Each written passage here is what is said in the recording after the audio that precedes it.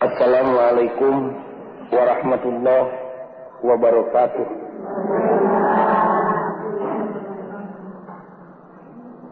Bismillah, alhamdulillah, wassalatu wassalamu ala rasulillah wa ala alihi wa sahbihi wa mawalah.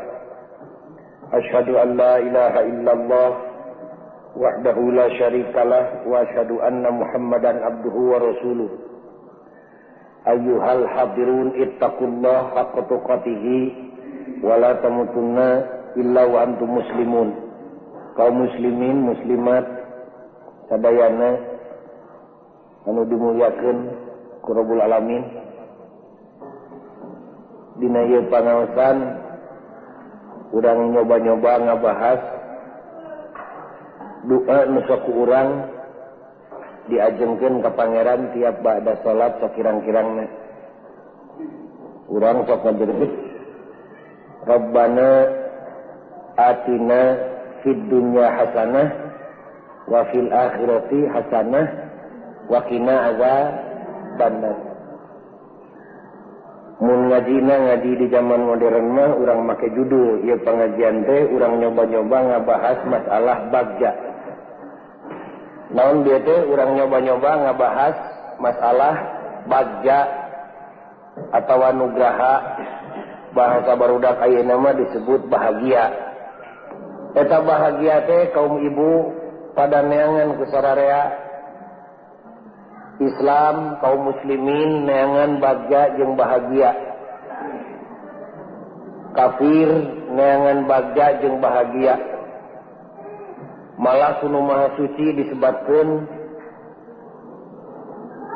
dibewarakeun ka Kangjeng Nabi ceuk Allah teh Muhammad, wa minan nasi may yaqulu rabbana atina fid dunya. Jelema-jelema nu baheula teh urang kafir sok ngajererit ka Pangeran, marenta hayang papanggih bagja jeung bahagia di dunya. Ngan para menta saluk oge hayang bagja jeung bahagia di akhirat. Lamun jelema menta bagja jeung bahagia di alam dunia wungkul, bisa jadi ku Pangeran dibikeun bagjana di dunia, tapi wa ma lahu fil akhirati min khalaq, mal kabagian di akhirat. Tapi sawarehna mah tangtuna ge khususna kaum mukminin muslimin, mukminat muslimat, ulah menta bagja jeung bahagia di dunia wungkul, tapi hayang bagja jeung bahagia di dunia jeung di wa minhum may yaqulu rabbana atina fid dunya hasanah wa fil akhirati hasanah wa qina adzabannar. Cinek nama bagja jeung bahagia teh diteangan ku sararea ngulon ngetan tepi ka jelema teh teu milih halal jeung teu milih haram bawaning ku hayang papanggih jeung bahagia. Tapi anehna teh eta bahagia pada ngalaku sararea dina kanyataanna mah teu sararea nu meunang bahagia. Diudag-udag ku sadayana, dikorehan ku sadayana, diarala ku sadayana eta bahagia. Tapi nu nganjang ka imah urang teh malah susah. Bahagia mah tarang nganjang salol-lolacan. Naon kinten-kinten, naon sababna bahagia di ala nu datang susah. Nah bahagia nu geus beak kira-kirana atawa Allah Subhanahu wa taala nu korep teu mere bahagia. Eta pertarosan diwaler lain Allah nu korep moal mere bagja jeung bahagia ka manusia, sanes bagja jeung bahagia nu beak da moal beak sakali deui kawaga dia lain bahagia anu beak, lain Allah nu korek, tapi urang ku anjeun nu salah neanganana.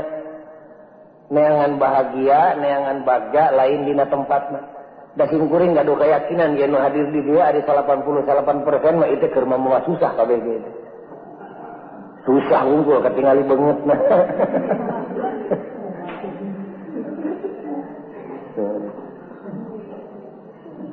Pancet Imam Ghazali ari eusi hate teh sok lumpat panararai, ari susah teh tempatna jeung bunga dina hate.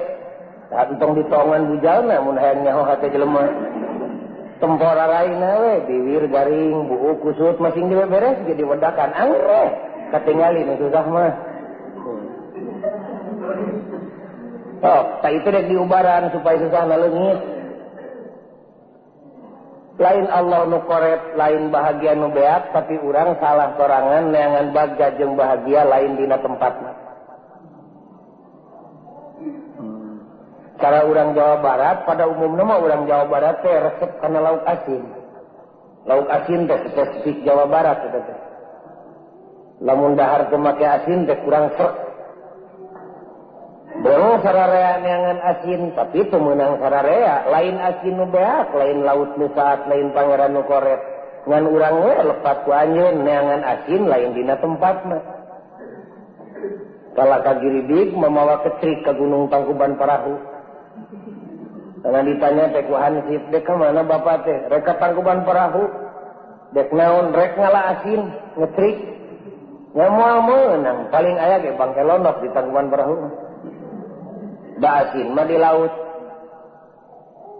Pameget mah loba nu beuki belut.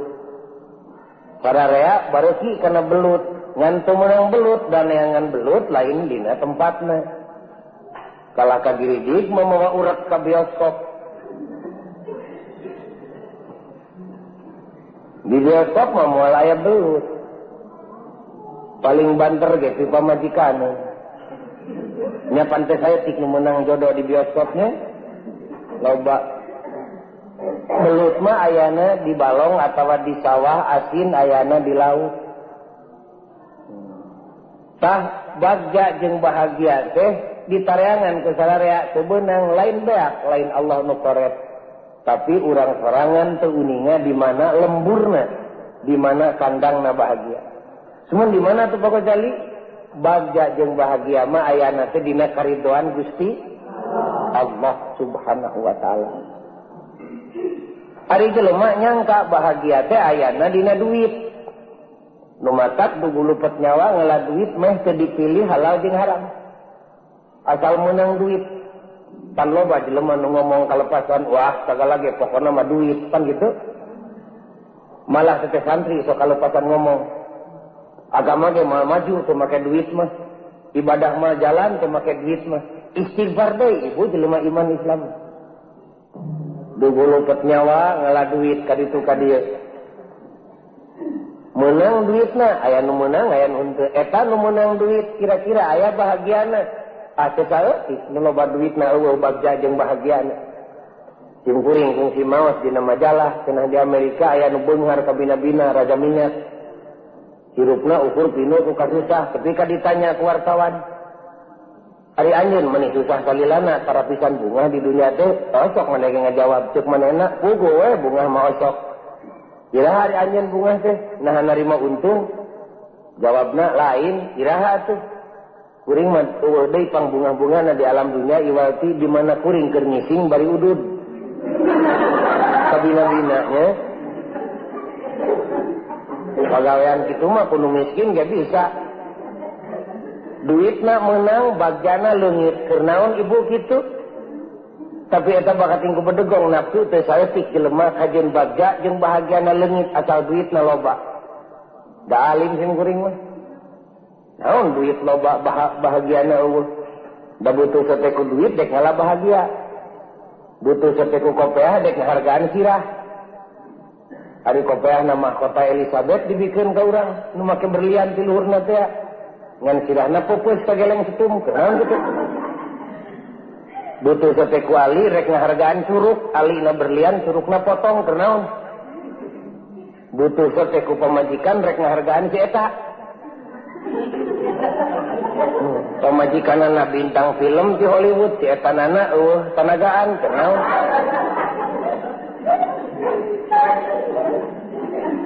Muka dua jelema teh nyangka marukan bagja jeung bahagia teh ayana dina ilmu. Kadienakeun mah jeung gelar. Nu matak kaum ibu teh teu kadugu lupet nyawa hayang nyakolakeun anak teh.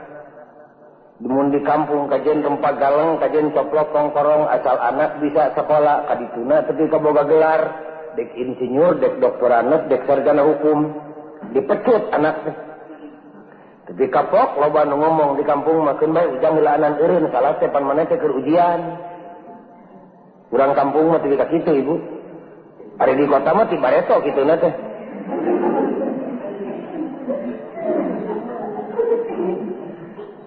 Atuh budak pan keur ujian teh keur susah cina jauh ti pangeran nu susah jauh cina sumber kabunga. Cilaka ka mamaehan maneh ngaranna. Sarua we jeung bujayer ningkahan balong atuh tinggal dikere we. Malah keur susah nu kudu leuwih deukeut ka pangeran. Bungku lupet nyawa. Meunang ilmuna, meunang gelarna. Sawareh meunang, sawareh henteu. Da ilmu mah lain keur kasararea. Tanu sakola diikip ayeuna diikip wungkul tahun ieu teu kurang ti 12.000. Teu meunang kabeh ilmuna jeung gelarna. Aya nu meunang ilmu, aya eta nu boga ilmuna meunang bahagiana. Teu saeutik nu ngaranna profesor hirupna pinuku kasusah. Da ilmu mah lain sumber bahagia. Nu katilu jelema teh nyangka bahagia teh ayana dina pangkat, parebut pangkat tepi ka poho di tembah wadi. Silih jongklokeun, silih fitnah, geus poho di dulur rusa kandungan, komo baraya sa tatangga mah. Silih jongklokeun, silih cilakakeun parebut pangkat. Keur naon kok kamuan teh kana pangkat teh?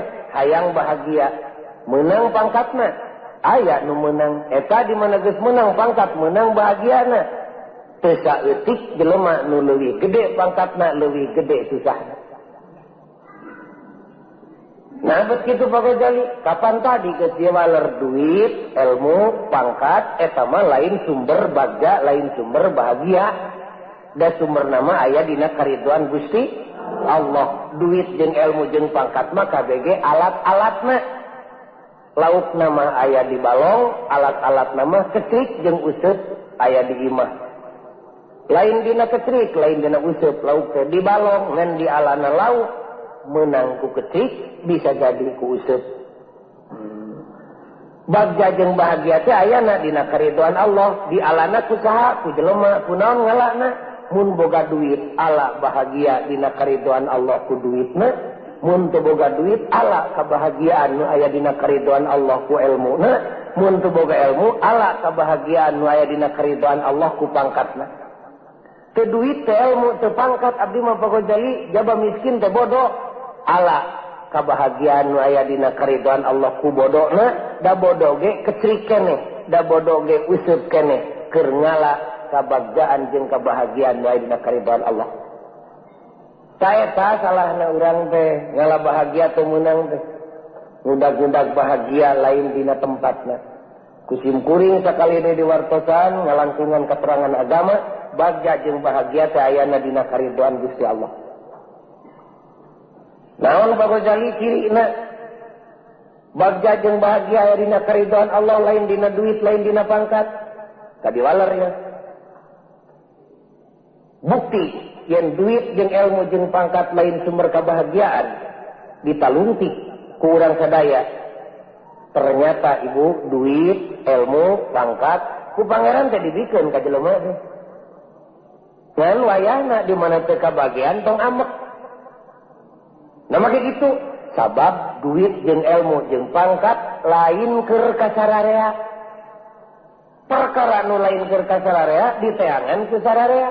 Di mana teu meunang edan sararea. Teu kartoseun ku kaum ibu nu hadir ya. Duit, nu kadua ilmu, nu katilu pangkat, dibikeunna mah ku Allah teh dibikeun ka jelema teh pek arala ku sararea. Ngan di mana teu meunang tong amek, da lain keur ka sararea. Dan nu dibikeun ka sararea ku pangeran di alam dunia mangan dua-duana, hiji susah, kadua bungah, eta mah rata dibikeun ka sararea. Sakali deui hiji susah, kadua bunga, eta mah dibikeun ka sararea rata. Duit jeung ilmu jeung pangkat mah teu dibikeun ka sararea. Nu mawi di mana ngala duit, ngala ilmu, ngala pangkat teu meunang tong amek, da eta mah lain keur ka sararea. Ngan lamun ngala bunga teu meunang, eta mah kudu cerik batin. Naon sababna? Perkara nu dibikeun ka sararea tepi ka teu kabagean, pertanda Allah bener. Lamun ibu palai tuang aya beas tong amek sing sadar ya kana katubogaan. Tapi lamun aya dahareun ibu hayang dahar terus sang diasupkeun kana baham tapi teu daekeun asup ka jero malah utah deui, buru-buru bawa ka dokter eta mah tandana gering. Bunga mah jeung susah ku pangeran teh dibikeun. Ti bangsat tepi ka nabi ka bagian bunga, ti garong badag tepi ka rasul ka bagian susah. Da eta mah rata dibikeun ka sararea. Ilmu mah teu dibikeun ka sararea, duit teu dibikeun ka sararea, pangkat teu dibikeun ka sararea. Sahabaya teu dek dibere duit jeung ilmu jeung pangkat ku pangeran teh boga jali, rahasia Allah teh pareangan ke sararea ngan mun geus neangan nyaan neanganana teu meunang tong bendu balain keur ka sararea. Nah, didinya silakan urang teh nyangka duit teh keur ka sararea lain. Cek simkuring tadi disebutkeun di IKIP ayeuna nu sakalo unggul 12.000. Nah jadi doktoran teh sararea. Teu. Genep tahun anteng-antengan sakola. Aya nu meunang, aya nu henteu ilmuna. Tong amek da lain keur ka sararea. Kanu dagang di pasar atawa supir angkutan kota, rek butri, rek banter, rek naon ku ka toko kadinya. Heh, bumbung tepi ka nubrukan jelema di sisi jalan. Dek naon teh? Neangan duit, wala duit. Keur naon hayang bagja jeung bahagia, meunang duitna teu sararea meunang mah. Aya nu meunang, aya nu henteu. Tong amek da lain keur ka sararea. Jelema di garawe, boh di nagara atawa di swasta. Dek ngalah naon teh? Ngalah duit, ngaliwatan naon pagawean, hayang naik pangkat, dugu lupet nyawa ngalah pangkat. Ketika mitnah batur, meunang pangkatna, ulah bendu, aya nu meunang, aya nu henteu. Tong amek da pangkat mah lain keur ka sararea. Nu dibikeun ka sararea mah hiji bunga, kadua susah. Ala bunga teh pangeran kunaon Gusti ngalana jeung di mana ayana? Ayana dina karidhoan kami. Kunaon ngalana? Ku duit nu aya di maneh. Nu matak ngala jeung ngagunakeun duitna ulah carekeun kami ke Allah. Tegaduh duit abdi mah Gusti aya ge ilmu. Ala kebahagiaan nu aya dina karidhoan Allah. Kunaon ngalana? Ku ilmu nu aya di maneh. Nu matak ngala jeung ngagunakeun ilmuna ulah carekeun Allah. Tegaduh ilmu abdi mah Gusti ala kebahagiaan nu aya dina ridho Allah. Kunaon ngalana? Ku pangkat nu aya di maneh. Nu matak ngala jeung ngagunakeun pangkatna ulah carekeun Allah. Abdi mah teu duit teh ilmu teu pangkat, jaba bodoh ge miskin. Ala kebahagiaan nu aya dina karidhoan Allah ku bodoh jeung ku miskin nu aya di maneh. Sabab bodoh jeung miskin ge alat keneh keur ngala karidhoan Gusti Allah. Nu matak mawa bodoh jeung mawa miskinna ulah pibendueun Allah. Jauhan susah. Di mana ayana Gusti? Dina bebendu Allah. Nu matak hirupna ulah pibendueun Allah. Di mana parantos sadar kitu kakara lega hirupna. Girideg turun ke pasar bapak. Subuh-subuh tong salat ke pangeran. Sujud. Laporkeun segala kasusah Gusti. Abdi nyunkeun pitulung Gusti. Bade marabada anak bojo ngalar rezeki ke pasar. Didrut. Tupoho ke pangeran lohor jeung asar balik maghrib. Boro-boro menang untung. Malah ongkos keur balik oge aya nu nyopet. Da teu kudu amek. Balin dek ngalah duit. Dek ngalah bahagia. Dibelina ku duit mun aya. Duitna di tangan, bolong ke trikna, pegat urekna, tong amek asal lautna dihakan. Tapi DKI mah duit, keur mayar, boro-boro keur marabar anak bojo, tong ka imah heula, kedepruk lapor kanu nitah ngalah duit. Kanu nitahna lain bojo, lain anak. Allah Subhanahu wa taala. Allah menitah ngalah duit teh. Lamun rumah tadi ditah ngalah duit ka Allah, laporkeun kanu nitahna, kedepruk di masjid. Nun Gusti abdi teh bade maraban anak bojo ti subuh tepi ka asar teu kekengingan boro-boro make jeung untung duit keur ongkos di perjalanan ge aya nu nyokot Gusti nyangakeun ka Gusti paparin abdi dinten ieu 1000 perak mah 4 metereun keur maraban anak bojo lapor ka Allah boro-boro minta duit 1000 bet minta kali sapatu kita Allah da moal bener likum tak salat tapi ka maghrib betul wae duit teh tong amek pertanda Allah teu mere cek Allah mali bere duit maneh mah poe ieu mah alhamdulillah nuhun Gusti nyangakeun teh teuing sawios teh dibere duit ge kae saya meulikeun beasna abdi mah da duit ge hakikatna mah pan keur meuli beas Eta teh jelema teh di dinya deui tiga jelekna teh utamina kaum ibu. Gerak ibu mamen kitu di mana-mana ge. Cik bapana minta duit keur balanya keur meuli deungeuna, da kami mah awak deungeuna mah teh anu mere di jalan. Manyun we awewe mah. Da duit tujuanana. Ulah kitu, minta duit teh dibere, beasna Gusti. Mali bere beas maneh mah. Alhamdulillah minyak tanahna ge mahal. Teu naon-naon teh dibere beas di abdi mah. Asal kejo ne keur maraban anak bojo sonten ieu. Mali bere kejo maneh mah. Alhamdulillah hese-hese kacai Gusti, usum hujan pariri teuing teu naon teu barang dahar ge. Asal jag-jag ne ka abdikeun. Pan tujuanna mah ti duit teh tepikeun ka beas tepikeun teh ngarah jag-jag lain. Tadi dia ti seledatna urang mah. Jangka pendek tujuanna teh ngarah jag-jag, ari eueuh duit mah da jelema mah ngamuk bae. Kurunyung di kantor, geus ngancer-ngancer di kantor buat ting kejo geus asap. Kamari boga deungeunna. Da teu kadeuleu di jalan teh tunggukeun ge. Sepeda saranekeun, gubrak mukakeun panto asa dek am we. Ari ditempo pamajikan nyampakeun heui. Lalaki nu kurang jejehan mah teh panto teh dimainkeun. Gebro tajong panto. Gebro gelas. Jungkirkeun kursi. Malah omongan nu kalotor teh bijil teh. Malah mitohan itu boga dosa ge parsaki babawan. Sia mah kuat inung sia we pan kitu ngomongna teh. Jebret itu, jeger ieu, sentak itu, tengor ka dieu. Bakating ku hayang dahar, gagal cita-cita. Kapan ieu ku RT naon ujang teh amek-amekan, hayang dahar bah. Geus daharna nu mata kamek ge encan. Nah kunaon amek-amekan tebel indungna can asap kejo. Ngarah naon ujang dahar teh, ngarah jag-jag. Aya jag-jagna nu matak meubeutkeun panto ge aya. Atuh jag-jag nu aya we teuneun heulaaneun. Ngala jag-jag bari miseunan jag-jag. Jelema teh ceuk teh.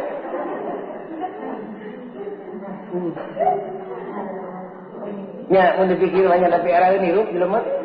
Tiga cato itu mah. Model kaum ibu ngala di pikasono ku salaki. Bapana minta duit keur meuli make up. Hayang wedak nu kanol cara batur atuh bapana. Ora naon di make up tuh. Bari lemahna dicet, ngarah senengeun we salaki ka pamajikan. Cek salakina keun bae kami mah teh diwedak ya da resep ka maneh teh. Da hayang diwedak teu sregna teh. Sregna. Masih teu diwedak teh keun bae ari salakina sonoeun mah.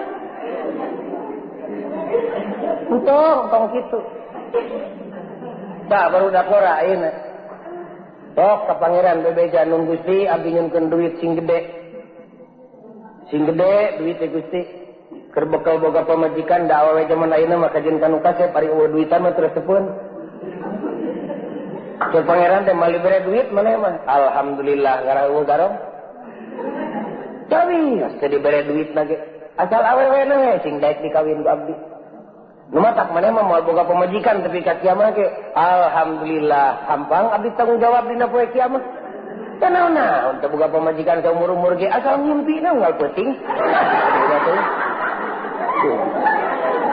Ulah salah sangka ngimpi teh ngimpi beunghar. Bener. Kaum ibu sadayana ku pribados kitu-kitu teh lain nyarek pribados ibu ulah beuki kana duit sanes. Ala duit teh, ala ilmu teh, ala pangkat teh, singaan ngalana. Mun teu meunang tong ambek da lain tujuan eta mah. Eta mah ketrik, eta mah useup, eta mah alat keur ngalana ngala bahagia, ngala bunga di dunia jeung di akhirat. Cenah naon teh dibere duitna ge asal bungahna dibikeun cenah naon. Ari urang mah nyata kana duit we. Malah urang teh rada katepaan ku cara urang Eropa. Mun ceuk barudak ayeuna mah katepaan ku sistem ekonomi sekulerisme. Pan urang mah biasa ari nyebut milik teh nya kana perkara anu ku urang diaku.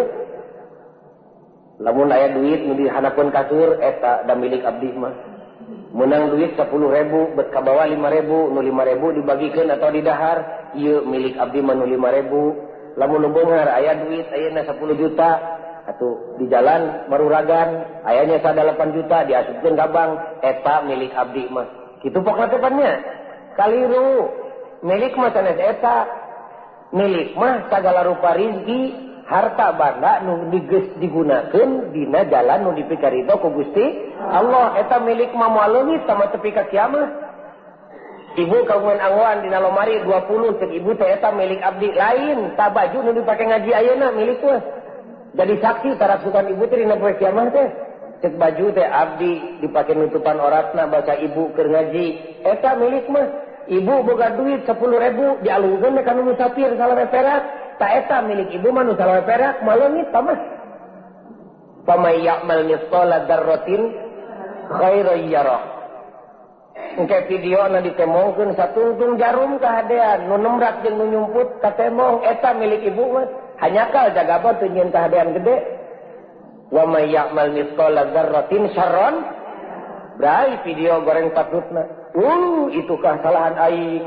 Basa keur ngora cek ibu teh aing baca heureuy jeung ti bapaeun barudak teh. Kadeuleu aya videona. Milik urang mah nu geus digunakeun dina jalan nu dipikaridho ku Gusti Allah. Habak ibu tuang cek ibu teh milik mah nu geus asup kana beuteung lain. Milik mah nu geus jadi jag-jagna. Coba ibu teh salat tah dahar nu dipake salat eta milik ibu. Ari daharna teh dipake ngagarong tah eta milik ibu ketembok ge. Jag-jag urut daharna nu dipake nyieun kajahatan. Jadi milik mah segala perkara nu geus digunakeun nu moal leungit tepi ka kiamat. Pek ti milik ka duit jeung ilmu jeung pangkat teh sadayana dek dipake ngudag-ngudag karidhoan Gusti Allah Subhanahu wa taala. Ngeunah ibu menang karidhoan Allah mah. Ngeunah nu matak ceuk nu palinter mah ceuk para ulama poho kaum muslimin hirup anjeun teh saya kajaba tujuanna iwal tinudag karidhoan Gusti Allah. Tapi kapok disebut ku basa nu khusus yen tujuan hirup kaum muslimin mah paya kajaba iwal ti rek ngudag-ngudag mardho billah, rek ngudag-ngudag karidhoan Allah. Ibu salat lain dek meuli sawarga. Ibu puasa lain dek ngahalangan neraka. Abdi mah puasa, salat, zakat jeung munggah haji teh lain dek meuli surga, lain dek ngahalangan neraka. Rumah sadipitah we ku Allah. Namun nurut-nurut teuing ka Allah teh kapan abdi hayang dipikaridho ku Gusti Allah. Ari Allah geus ridho mah da eueuh perkara nu dimahalkeun jeung eueuh nu dikorekeun kabeh ge dibikeun. Da di alam dunya teh moal aya nu pangmahal-mahalna iwal ti kaum ibu istri. Tapi ka dimahalkeun ku agama ge lalaki mah oratna teh ukur luhureun pusat dugi ka hanapeun tuur. Awewe mah bakat tingku mahal. Oratna teh pan sakabeh awakna bakat tingku mahal. Tapi sakitu awewe mahal. Ari halal mah jeung salakina bari awewe naridhoan pan eueuh sesena salakina aya pangabutuh. Tidak. Nu diudag-udag dari ridho Allah. Sawarga aya dina ridona, neraka aya dina bebendungna. Abdi salat lain dek ngudag surga Gusti, lain dek ngahalangan neraka Gusti. Abdi mah salat teh kudu masa dititah. Pangna abdi nurut aya kajaba bawa ningku hayang dipikaridho ku Allah. Ari Allah geus ridho mah dek mere naon bae ka disim abdi nyumangakeun ka Allah da Allah mah tara salah sok mere.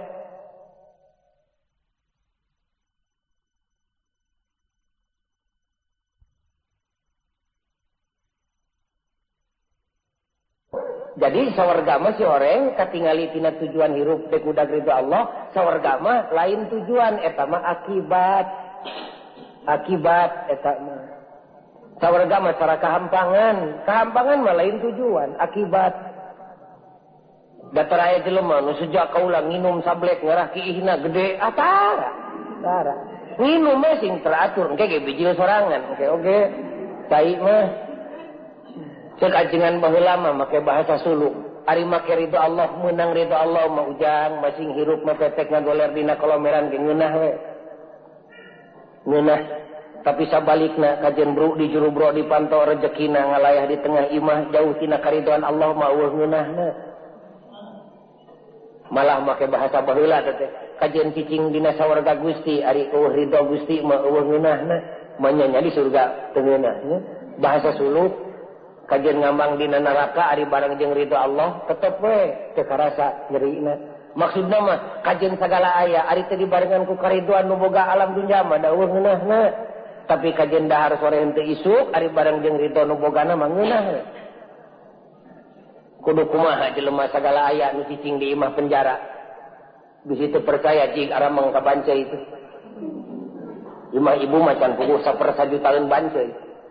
Urang mah rata-rata boga imah teh genep 8 teh asa pangrajana di lemur teh.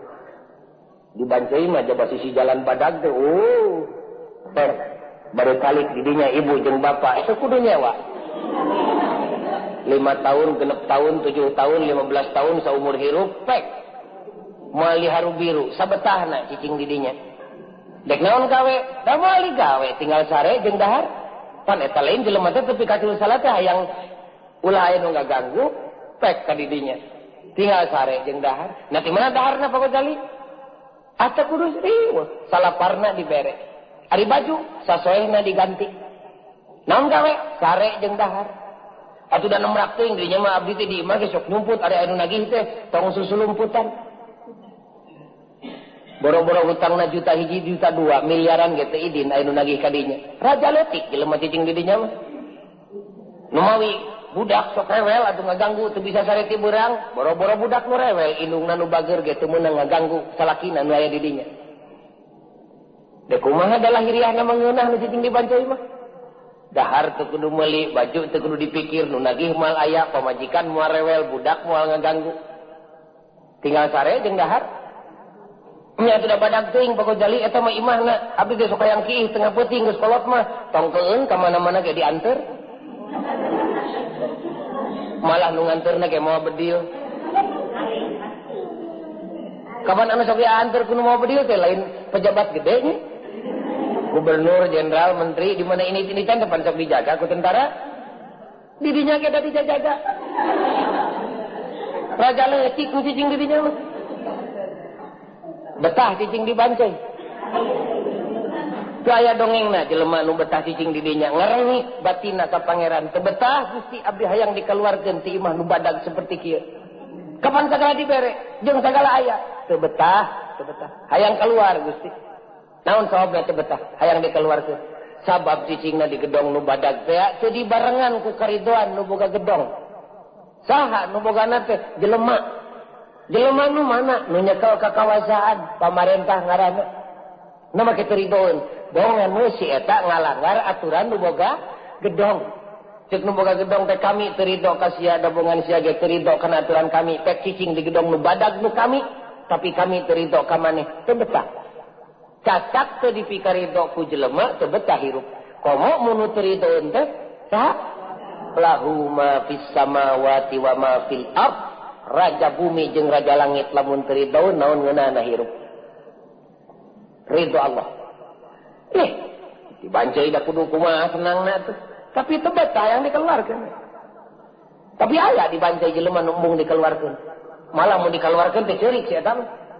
Mung abdi mah betah cicing di dieu teh betah. Mung dikeluarkeun. Cacing karyawan. Nari nu digawe kitu teh cicing di dinya. Sarua we ti bangsat leutik tepi ka garong jadug katut pagawena aya di dinya. Tapi bangsat mah adu glager hayang dikeluarkeun da teu betah. Adi polisi mah mung dikeluarkeun ti dinya. Betah we cicing dibancai. Da cicing di dinya na ge dibarengan ku karidoan nu boga bancai. Ceuk pamarentah teh polisi kami ridho ka maneh da maneh ge bongan ridho ka kami. Pek unggal bulan copot duit jeung beasna 4 bulan sekali ganti baju jeung sapatu 3 tahun sekali naik pangkat mun eueuh halangan maneh paeh tong ngariwaan pensiun keur anak jeung keur incu kami teh ridho ka maneh teh da maneh ge ridho kana aturan kami ngeunah nya Bu nya cacat cicing dibancai ngeunah masing dahar sore ente isu baju kamal tebok ti ditu ti dieu nikmat we ari dibarengan ku karidoan nu boga bumi jeung langit mah kajenting gedongna sigrong mobilna ngemplat duitna numpuk di bank jeung di handapeun kasur eueuh ngeunahna lamun jauh tina karidoan nu boga bumi jeung langit nu matak bakating ku bisi poho ku nu maha suci ditemong-temongpan ku Kangjeng Nabi tepi ka disunatkeun ikar sasalat sakali mah nun Gusti salat abdi puasa abdi zakat abdi haji abdi tani abdi, dagang abdi, jeung usaha abdi. Sadayana ge Gusti taya kajabi iwalti dilakukeun soteh lillahi rabbil alamin.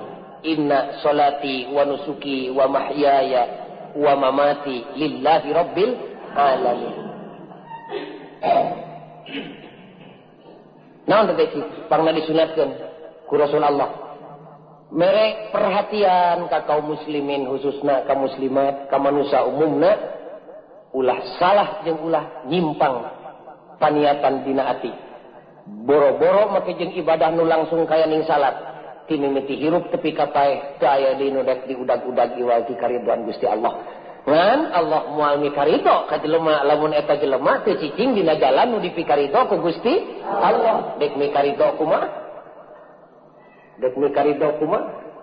Sakali deui tujuan hirup muslim mardotillah nyaeta kariduan Gusti Allah. Urang hayang hirup dina ridho Allah, hayang paeh dibarengan ku ridho Allah. Mun beunghar hayang bareng jeung ridho Allah, mun miskin hayang bareng jeung ridho Allah, mun pinter hayang jeung ridho Allah, mun bodoh oge hayang jeung ridho Gusti Allah.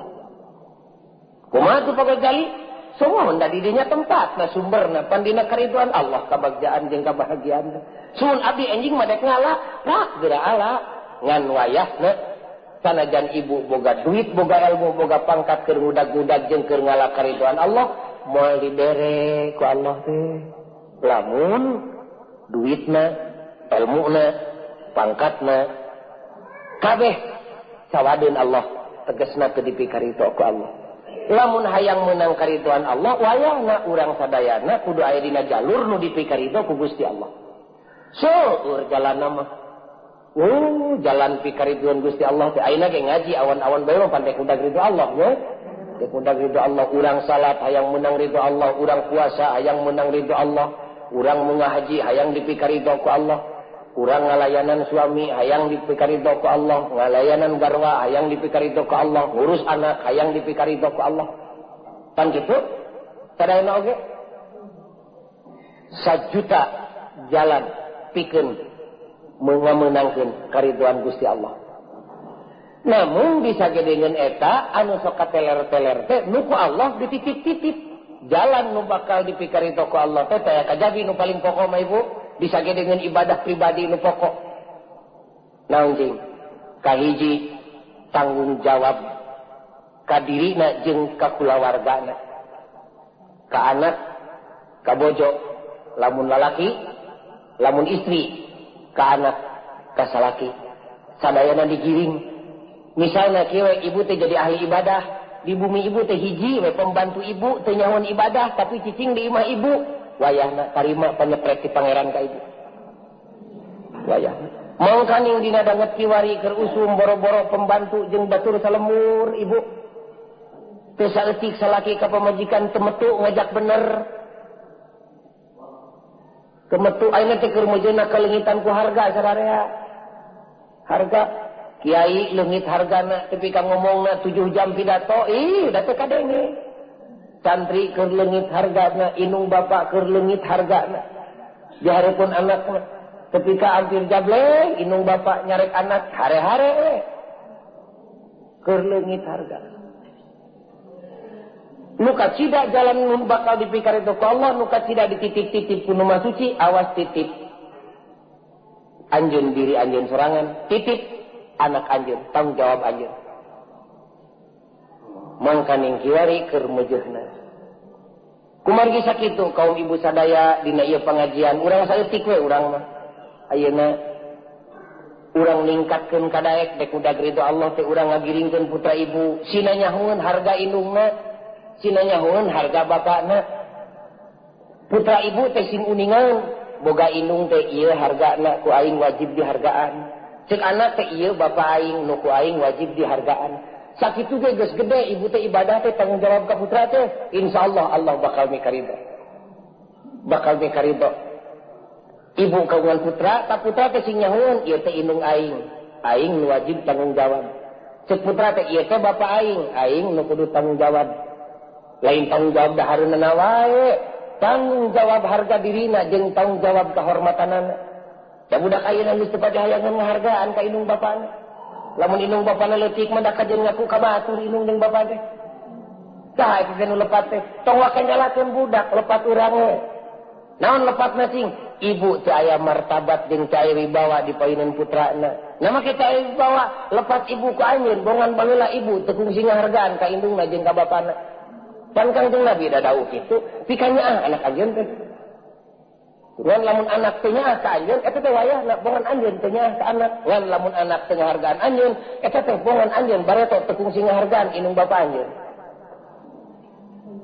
Teu kungsi ngahargaan. Tah sakedap deui na bade mayunan lebaran, eta teh kasempetan nu pangsaena keur ngadidik anak. Dipingpin ku ibu. Komo lamun bapana geus aki-aki mah, anak teh geus teu pati hayang ngahargaan, justru di dinya. Sakali deui tah dek lebaran sakedap deui, manfaatkeun ku ibu sareng ku bapa. Anak teh sing teu kaboga keyakinan dek udah ridho Allah itu. Cek anak teh, inung aing, bapa aing hina luar biasa. Ukur tempat panghinaan batur di mana dina ondangan batur mengajajar parasmanan bapa aing ukur diuk di dapur.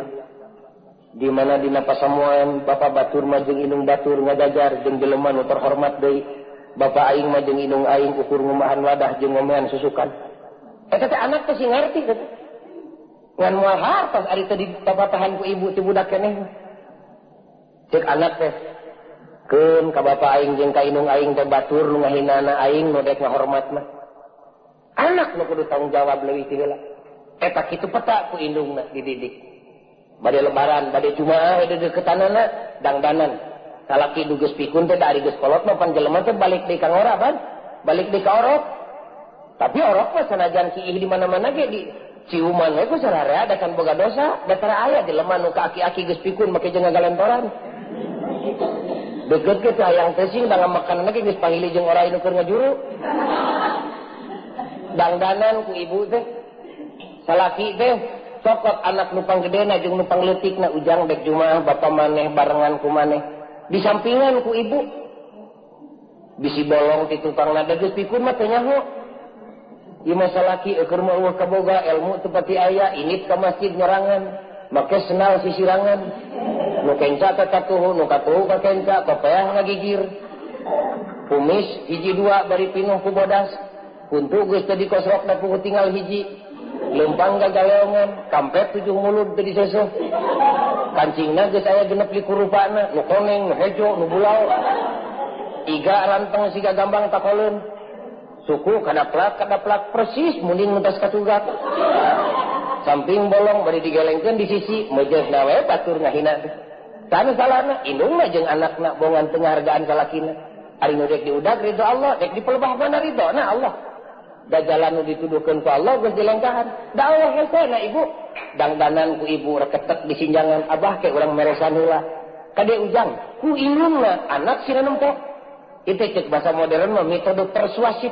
Contoh lisanul hal syahidan sisiran salaki teh ku ibu nunggus kalau teh omekeun kopeahna kancingkeun bajuna ke abah urang sampingan heula beuberan sampingna ieu sendalna anturkeun tepi ka panto pek ibu timbang terima ka anakna ujang bawa bapa maneh rek ka masjid teh geneng ku anakna kajem hina kumaha cek anakna pek batur nu ngahina aing nu ngamuliakeunana jadi tepi ka masjid punten ka batur punten pun bapa bade ngiring calik di dieu. Ya Rabbana, kira-kira entong jelema cacing ge bakal nyingkir nempok budak ngora nu kitu ka bapana. Punten pun bapa bade ngalangkung, anu ku batur dianggap hina teh ku anakna dijieun raja. Mangga abah di cali, cicing di tukangeunana, sadiakeun saputangan bisi batuk teh, bisi naon teh, keringetan susutan ku anakna ti tukang. Samasjid eta bakal ngiblat ka jelema nu kitu. Cek batur teh hina lahiriahna mah eta budak teh tapi pohara ka bapana.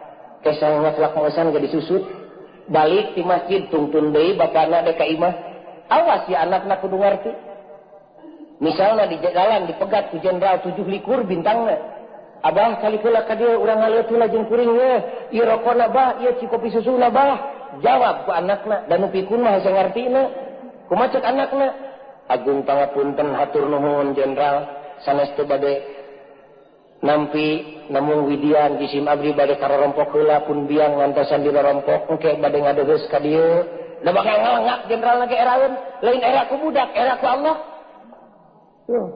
lain nalak tapi hargaan inung di imah nu ngalepaskeun bapana ka masjid cek batur teh kali heula ka dieu tong pungkal pengkol jawab ku anakna sakedap bade wangsul heula pun biang ngantosan dirompok kurunyung teh salaki nu pikun teh digoneng ku anak nu teu boga sarua sararea teu boga tepi ka lawang disambut ku ibu assalamualaikum cek ibu Kasalaki nu hina cek batur teh. Cek salakina waalaikumsalam warahmatullahi wabarakatuh. Cat sukuna kana Bang Barung. Alhamdulillah indungna. Gewat susut ka sang salakina hareupeun irung anakna. Gewat goneng salakina gek salikeun dina samat. Bapana teh aya naon-naon di tengah sakieu buktina. Pek gerang ngaleueut ka dinya. Bukakeun caina nu dina gelas teh cai herang nu eueun tehan. Insyaallah kuring teh dek nangan heula rezeki. Bayana ujang atuh can aya naon keur abah eta. Kedepruk munyungan ka salakina. Sing boga keyakinan ibu ku peureun salaki aing teh ku batur dihina ku aing rek dimuliakeun kadepruk nyuh kana lagunan salakina bapana hampura kami ti jumaah kamari tepi ka jumaah nu ayeuna urang teh peureun di alam dunya hina piraku di akhirat kudu hina 2 kali cek salakina kami nu kudu dihampura ku maneh teh anak lalajo kabeh nu awewe jeung lalaki da kudu leweh kabeh kakara cengkat indungna kedepruk anak ka indungna emak lahir batin. Abdi teh ngarepotkeun emak teh keur dilebet patuangan keneh wa wasainal insana biwalidayhi. Cek anak teh hamalathu ummuhu wahnan ala wahnin wa fisaluhu fi amaini. Emak teh adu gelajar ngandung di simabdi teh. Abdi lahir ke alam dunya ngonang kocak dengek sareng citangis emak. Abdi hirup di alam dunya 2 tahun cipinarup emak disadap ku abdi. Wa fisaluhu fi amaini upami teh emak teh ngahampura ka abdi, abdi teh rugi dunya rugi akhirat emak. Cek anak teh kumaha cek indungna dihampura ku emak jeung ku abah tapi sabalikna emak hampura ku maneh emak teh teu bisa nyakolakeun teu bisa masantrenkeun mun maneh bodoh teh emak nu jadi sabab lantaran emak miskin omat ujang ulah nuntut emak di paeun Allah jaga dina panto hisab entan usik eta eusi imah tangga nu kitu teh malaikat bakal turun kabeh ngahargaan jelema nu kitu tanazzalul malaikatu warruhu fiha biizni rabbihim min kulli amrin salam. Nanda, ya aku Allah ridho ka jelema kitu. Di mana Allah geus ridho, sagala nu dipikahayang dibikeun ku Allah Rabbul Alamin. Kaum ibu, kaum bapak sadayana, ku pangemut simkuring kaya tadabi. Iwal ti ayeuna urang ngaweutuhkeun deui kayakinan, iktikad jeung akidah urang sadayana. Awas ibu, ti mimiti hirup tepi ka paeh teh aya nu dituju ku urang sadaya iwal ti hayang meunang karidhoan Gusti Allah. Catet dina mana ngan Allah teh moal ridho ka urang teh lamun urang hirup jeung paehna teu piridhoan Gusti Allah. Kade lain dina duit, lain dina pangkat, lain dina ilmu, ibu. Lain sumber kabagjaan teh ayana dina karidhoan Allah, ayana teh. Ari jelema nyangka duit jeung ilmu jeung pangkat. Ih, lain ulah tek ala duit, ala ilmu, ala pangkat. Tapi da lain tujuan eta mah. Mun teu meunang tong amak da lain keur ka sararea. Rupina uraian ti simkuring tong panjang-panjang teuing. Cukup simkuring gaduh keyakinan. Insyaallah tepi kana hate kaum muslimat nu hadir di dieu. Toyag hatena. Kira-kira jelema nu ipis iman ka bina-bina lamun teu rumasa kana kasalahan-kasalahan nu ku simkuring dikapayeunkeun tadi, da lain ibu unggul nu salah teh kokojana salah simkuring. Nu mawi ieu uraian simkuring nu benerna eta teh tina agama, nu kaliruna mah tina kakaliruan simkuring sorangan. Mugi-mugi Allah ngampura nun Gusti. Awan-awan bae mah abdi Gusti teh nyebarkeun agama Gusti. Atuh paling henteu santuntuna jelema nu geus ngucapkeun syahadat teh ngaku-ngaku Gusti atina. Yen loba pisan kakaliruan teu bisa ngalaksanakeun amanat Gusti. Boh nu pribadi, boh nu umum kumargi sakitu lautan hampura Gusti kucurkeun pangampura ka abdi Gusti sadaya. Sok urang babarengan ngadoa jeung simkuring sing ikhlas ngadoana tuturkeun. Bismillahirrahmanirrahim. Allahumma kama anta ahlu salli wa sallim wa barik ala sayyidina wa maulana wa syafi'ina wa habibina wa qurrati a'yunina Muhammadin sallallahu alaihi wasallam kama huwa ahlu nas'aluka Allahumma bihaqqihi an tughriqana fi lujjati bahril wahdah hatta la nara wa la nasma'a wa la najida wa la nuhissa wa la nataharraka wala naskuna illa biha wa tarzuqana tamama maghfiratika wa tamama ni'matika wa tamama ma'rifatika wa tamama mahabbatika wa tamama ridwanika salli wa sallim wa barik alaih wa ala alihi wa sahbihi